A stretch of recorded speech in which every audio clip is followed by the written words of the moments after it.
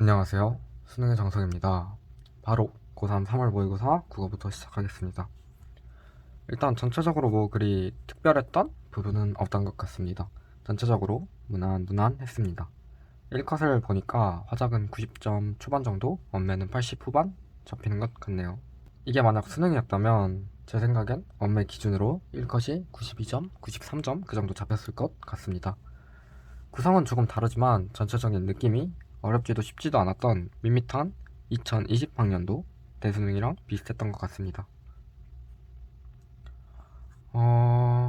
원매랑 화작은 특별히 해설해줄 점은 없고, 만약 화작에서 틀렸다 그냥 반성하시고요. 언어에서 틀렸다 반성하시고, 이제부터 문법 공부는 확실히 해두셔야 합니다. 다음은 문학인데, 문학도 솔직히 2021학년도 구평처럼 그렇게 어려운 문제들이 있었던 것은 아닙니다. 다만 그리 어렵지 않은 문제이지만 정답률이 30%대가 찍힌 문제가 있어서 그 문제는 해설을 해주고 넘어가도록 하겠습니다. 바로 21번입니다. 처음에 왜 이 문제가 정답률이 이렇지? 하고 들여다보니 뭐 별 특별한 것은 없었습니다. 근데 이제 한 10분 정도 더 보니까 왜 그런지 알겠더라고요. 21번 정답은 1번인데 왜 정답이 1번인지 먼저 봅시다. 보기 문제네요. 보기 문제는 항상 이 보기 독해를 잘 하셔야 합니다. 보기는 뭐 그리 특별한 내용까지는 없었습니다. 1번 선지 읽어볼게요. 숙향이 청조를 이신이 부처를 만나는 시공간적 배경을 일치시키고 그 만남의 배경을 묘사함으로써 시공간적 배경을 통해 환상체험의 주요 습관을 암시하고 있군. 여기서 두 군데가 틀렸습니다. 일단 두 사람이 각각 창조와 부처를 만나는 시간적 배경은 뭐 일치하겠지만 대충 공간적 배경은 일치하지 않습니다. 일단 하나. 두 번째로 그 만남의 배경을 묘사함으로써 묘사를 한 적이 없죠. 다들 약간 한 번쯤 넘겨 짚고 넘어가야 될 부분이 산문에서 묘사랑 음문에서 묘사는 그 판단 기준이 조금 다릅니다. 산문에서 묘사는 진짜 누가 봐도 묘사. 예를 들어서 푸른 하늘 하면 산문에서는 묘사가 아닙니다. 그래서 이걸 틀린 분들이 어쩌다가 오답으로 빠지게 됐을까 생각을 해보니 여러분들이 글을 날려읽다가 혹은 본인 편한 대로 생각하다가 일반 선지를 보고 아 맞네 라고 생각하신 거였습니다. 다들 숙향이 청조를, 이선이 부처를 만나는 시공간적 배경을 묘지, 사학모의 잔치라고 생각하시고 풀었던 것 같네요. 만약 공간적 배경을 사학모의 잔치라고 생각했으면 그 만남의 배경을 묘사함 이것 또한 맞는 선지가 되죠. 만약 공간적 배경을 사학모의 잔치라고 생각을 했다면 그 만남의 배경을 묘사한 것 또한 맞기 때문에 1번 선지를 읽으시면서 틀린 1번 선지를 읽으시면서 그냥 다 잘 맞네? 하고 바로 1번을 넘겼을 것 같습니다. 그러면 왜 공간적 배경을 성모의 잔치라고 생각했나? 글과 선지를 정확히 안 읽어서 그렇습니다.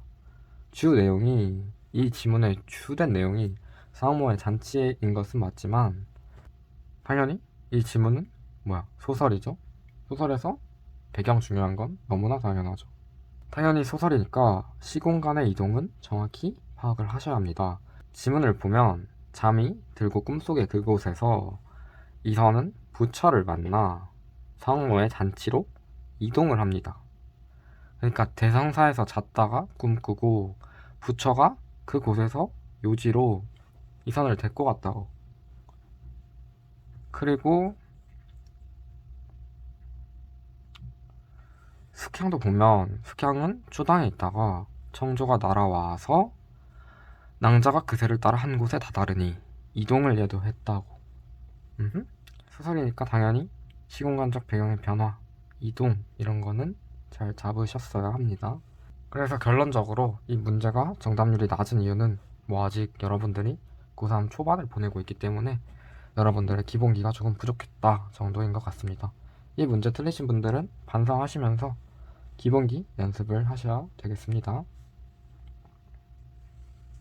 다음은 독서입니다. 네 지문 모두 해설해 줄 건데 문제 해설보다는 여러분들이 지문을 어떻게 읽어야 했는지, 그리고 어떻게 읽어야 잘 읽은 것인지 알려드리겠습니다. 먼저 독서 첫 번째 지문 먼저 가볍게 보도록 하겠습니다. 독서란 지문이죠. 어려울 것 없이 쉽게 나왔습니다. 독서란 지문은 정보들 간의 관계도 복잡하지 않고 정보량 자체도 매우 작기 때문에 그냥 그래 하면서 독서 방법에 대해 인지만 잘 해주면서 읽어주면 됩니다. 화면 보시면 제가 지문에 표시해 놓은 부분이 있을 텐데요. 이 부분들이 제가 조금 주목하면서 읽은 부분들입니다. 그리고 독서론 지문에서 제일 어려운 부분은 주로 2번 보기 문제이죠. 물론 이건 어렵게 안 나왔어요. 이 부분을 스무스하게 잘 넘어가려면 이 A 부분, 문제로 만들기 위해 표시를 해놓은 이 부분 독해는 보다 신경을 써서 무슨 말을 하는지 기억을 해주면서 읽어야 합니다. 그래서 저도 보시면 여기에 넘버링을 해놓았죠. 그러면 첫 번째 지문은 여기까지 하고 다음 지문으로 넘어가 보겠습니다. 나 지문이죠. 사회 지문을 경제랑 엮은 지문이었습니다. 난이도가 그렇게 높은 지문은 아니었지만 나 지문에서 여기 그래프 얘기가 나왔기 때문에 이 부분을 이해하고 못하고 넘어간다면 여기 7번 문제를 못 풀었을 겁니다. 지문의 수준이 그렇게 낮진 않았지만 문제들이 요구하는 지문의 이해 정도가 낮았기 때문에, 다시 말하자면 문제가 쉬웠기 때문에 결과적으로는 보통에서 쉬움 사이를 왔다 갔다 하는 그런 지문이 되었습니다. 지문 보면서 뭐를 생각하며 읽어야 하는지 확인해 보도록 하겠습니다. 공공재의 정의 주었고요. 실체설과 과정설에 대한 정보 깔아줬습니다. 여기서 정책 딜레마 설명해 줬고요. 정책 딜레마를 벗어날 수 있는 방법 두 가지를 알려줬습니다. 합리 모형과 만족 모형이죠. 중요 포인트는 당연히 두 모형의 핵심이 무엇인지 이해를 하시는 것입니다. 그래서 합리 모형과 만족 모형의 포인트를 제대로 잡으셨다면 이 지문은 괜찮게 읽으신 것입니다. 핵심 포인트는 제가 6번 문제 위에다가 이렇게 정리를 해 놓았습니다. 자, 이제 나 지문은 정액 지원금과 정률 지원금의 영향, 효과에 대한 이야기를 합니다. 이 부분을 보고 여기 서로 다른 영향을 끼친다. 당연히 이 부분을 보시면 들어야 하는 생각이 각각 정액 지원금과 정률 지원금이 어떤 영향을 미치는지 파악해야겠다. 이 생각이 당연히 자연스럽게 드셔야 합니다.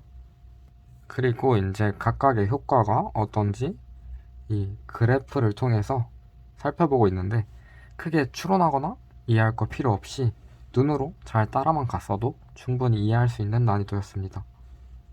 약간의 추론을 더해서 정액 지원금을 돈을 아예 더 주니까 그래프 크기 자체가 커지는구나. 정률 지원금은 공공재를 소비할 때만 돈을 주니까 공공재의 소비 최대값만 증가하는 형태로 그래프가 변하겠구나 라고 머릿속에서 생각을 해주셨다면 잘 하신 겁니다. 그리고 마지막에 끈끈이 효과에 대해서 언급을 해주면서 지문은 마무리가 됩니다. 그래서 나 지문은 그래프 이해 잘하고 TMI인 끈끈이만 그렇구나 하고 넘어가셨으면 잘 읽은 거예요. 그러면 이제 세 번째 지문으로 넘어가 보도록 하겠습니다. 세 번째 지문은 기술 지문이었습니다. 항상 말하는 거지만 기술 지문은 당연히 지문이 설명하고자 하는 그 기술의 원리를 이해하면 끝납니다. 지문 같이 읽어보시면 검색이라는 기술에 대해서 지문이 설명해주고 있고, 첫 번째로 가장 쉬운 방법에 대해 설명을 해주었고, 그 다음에 이 방법은 좀 멍청하니까 효율성이 떨어지니까 좀 더 효율적인 다른 방법에 대해서 설명을 해주고 있습니다. 먼저 설명해준 기술을 이해를 못하셨으면 당연히 두 번째 설명해준 기술도 이해를 못하셨을 겁니다. 기술 지문은 기술의 원리를 내가 이해하는 것이 중요하고, 당연히 여기서 예시를 들어줬지 않습니까? 여기서 예시를 들어줬으면 예시를 통해서 기술의 원리를 편하게 받아 먹으셨으면 됩니다. 또 이 부분을 읽을 때는 당연히 없을까 하고 했으니까 당연히 있겠죠. 당연히 있으니까 이제부터 설명해줄 다른 방법을 이해하면 되겠다 라는 생각이 머릿속에서 드셨어야 합니다. 웬만하면 기술 지문에는 예시가 존재하고 예시를 준다면 악착같이 이해하려고 노력을 해야 합니다. 여기서 이해를 못했다? 그러면 많이 연습을 하셔야 합니다. 다만 이 지문 또한 지문 난이도에 비해 문제 난이도가 낮아서 그리 어려운 지문은 아니었습니다. 이제 마지막 지문으로 가보겠습니다. 제가 생각할 때는 이 지문이 지문 난이도만 보면 제일 어려웠던 것 같습니다. 다만 이 지문 또한 문제의 난이도는 상대적으로 낮았기 때문에 풀기는 편하셨을 겁니다. 철학 지문이었고요. 일단 같이 읽어보겠습니다. 인과에 대한 휴메 견해로 시작을 합니다. 여기 근데 요건이 있습니다. 당연히 눈으로 보이게든 마음속으로든 넘버링을 해주시면 좋습니다. 항상적 결합에 대한 브릿지를 깔아 주었고요. 그리고 이에 대해서 리드는 어떤 생각을 가지고 있는지, 휴메 견해에 대한 리드의 반박, 인과에 대한 리드의 주장이 나옵니다. 그래서 여기까지는 리드의 주장에 대해 얘기를 하고 있습니다. 그래서 여기까지는 리드의 주장에 대해 이해를 하셨으면 되고, 그리고 이제 여기서부터가 조금 이해하기 힘들었을 수가 있습니다. 이때부터는 리드의 주장에 대한 반박, 빨간색으로 표시해놨습니다. 그리고 그에 대한 리드의 재반박 또는 해명, 이런 게 나옵니다. 이 구조가 총 3번 반복되는데요. 이러한 구조를 보는 것이 중요한 것은 전혀 아니고, 이 반박과 재반박, 반박과 재반박, 반박과 재반박에 대해서 이해를 해주시면 됩니다. 총 반박이 3개 있는데요. 첫 번째 반박이 제일 이해하기는 어렵습니다.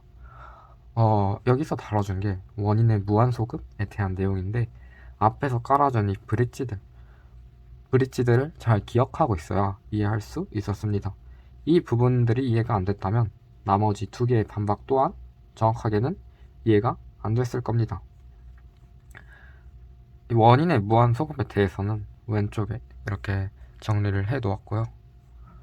다만 지금 한 4번째 정도 얘기하고 있지만 문제의 난이도가 낮아서 이런 걸 이해를 정확하게 하진 않아도 문제를 맞힐 수는 있었습니다.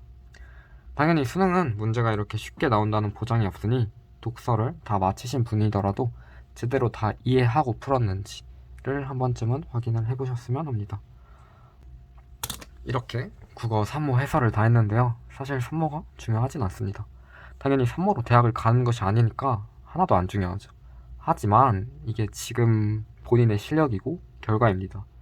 이번 3모 잘 봤다고 좋아하지 말고 슬퍼하지도 말고 그냥 3모를 계단 삼아서 더 본인이 높은 위치로 올라가셨으면 합니다. 제 손글씨 해설은 커뮤니티에 올리던 링크를 달아두도록 하겠습니다. 본인의 풀이 독해와 비교를 해보시길 바라겠습니다. 그럼 다음도 3모에 관한 영상으로 돌아오도록 하겠습니다. 바이바이.